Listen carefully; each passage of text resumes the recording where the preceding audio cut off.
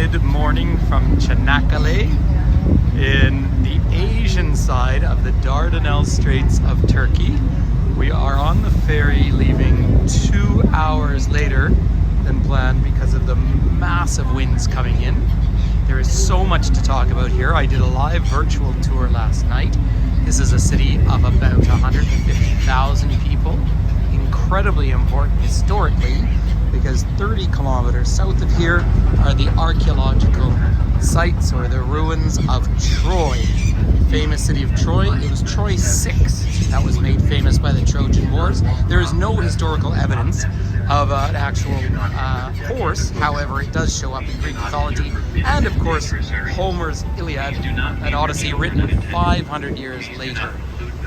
Now there is the Turkish Coast Guard off to the side there, but these are the actual Dardanelles Straits themselves. If we were to head west or south down there, we could be out of the Aegean Sea. We are crossing over, I expect quite slowly, to the peninsula of Gallipoli. And so the other element of important, much more modern history from this area is of course World War I, 1915. And you'll see there, March 1915, the flotilla of Allied forces were sent in here under the planning of Winston Churchill with an older fleet, and this was the first real action of the Anzac forces, the Australian New Zealand forces. The battle lasted from February 1915 right through to March 1916. There were roughly 56,000 deaths on both sides. The Allied forces had grossly misunderstood the potential of the Turkish forces, and Turkey won the battle, and a great leader during that battle became Ataturk, the founder of the Turkish Republic. Of course, by World War I, the Ottoman Empire was the old man of Europe, as they called it, and that was the decline of the Ottoman Empire. And then by 1923, the rise of modern Turkey. 5% of Turkey's in Europe, and let's go have a peek in Europe now. There you can look out towards the actual European side of the world there. Anything I'm saying, I have my two condoms to cover up my headphones. There is a fort that dates back to 1463. So there is Europe. Those are the world famous Dardanelles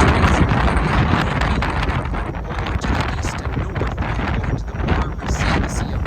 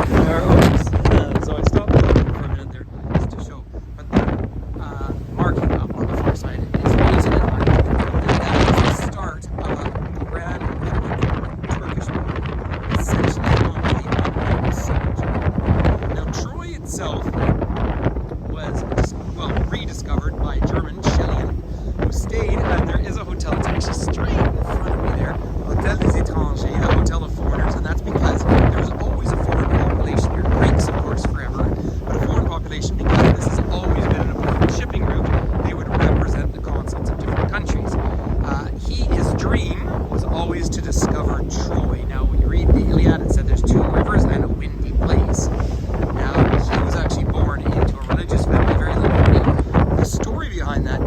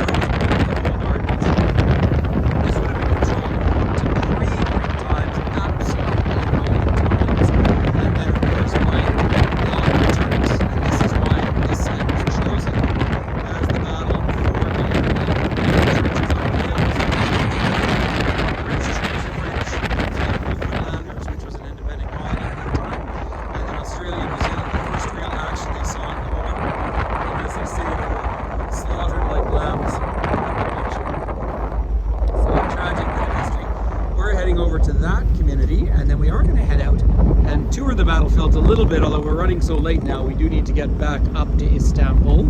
They are busy building, I won't see it from here, but they are busy building an incredible new bridge, which will be the longest span in the world, longest single suspension span on the planet Earth, and it's almost finished. So fabulous construction. This really is a place to go to. The first time I ever traveled here was years and years ago with a backpack. Came down from Istanbul, made my way down to Troy, Assos, and then down to Ephesus, of course, famously the resting place of Mary, Mother of Christ, down to Izmir, the second city really of mighty Turkey, and it's all following along the Aegean Sea, of course, looking out towards the Greek islands. There are more historical Greek sites in modern day Turkey than there are, in fact, in Greece itself. So we have a lovely view now. There's a large military base out here. I'm quite sheltered from the wind just in this spot here. So, it's interesting.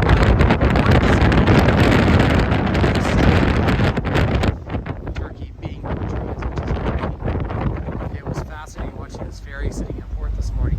So the winds, and again, I'm quoting the guide who took us down to Troy yesterday, but the predominant winds come from the north. This is a south wind blowing up, and yesterday it was very hazy because there was dust being blown all the way from the Arabian Peninsula and from Egypt. And of course they would have to wait here and pay taxes for the winds to shift for boats to travel up to Istanbul, which is about 240 kilometers from here, driving. And we can look out in the distance. There's more part of the Turkish Navy. Of course, there's always a bit of standing conflict between Turkey and Greece, although I really do believe a lot of that is more contrived than real these days. After the emergence of the Turkish Republic, a huge number of Greeks left Anatolia, mainland Turkey, or Asian Turkey, and Turks who were living in Greece went home. So I think that's a sad echo of a troubled time. Of course, Turkey in World War I was also complicit in all sorts of other acts that affected particularly the Armenians. That's for a different conversation, for a different day. But these are still the Dardanelles Straits, and there is the peninsula of Gallipoli, or Gallipoli in Turkish, and the ships were forced to land in different places because the guard posts, or the armaments that the Turks had set up, were far more effective than Churchill and the British Admiralty had believed. And so when they were redirected, they were forced to land in places where they had only lower ground. So it was a tragic amount of war. But it has brought, this is I think the important point of reflection, it has brought a friendship, particularly between the Anzac countries, Australia, New Zealand, and Turkey. Because as Ataturk himself said, we had Abdülhamit and Colonies leading grabbing the hammer, then they were forced to fight a war that really meant nothing to them. So I think what we can talk about never again, it's a good thing to remember. So I think I might have to call it quits here with the gimbal. I wanted to go out to the front, but the wind is just too powerful to share this. But thank you for coming down to the Dardanelles with me. These are certainly names people have heard of over time. An incredible sky. So it is the end of November 2021. So do please join us sometime on a live virtual tour. Obviously the little ferry's just starting to move now. Obviously we're based in the Canadian Rockies, but get to travel all over from time to time, and we'll see what happens now with the next wave of this pandemic.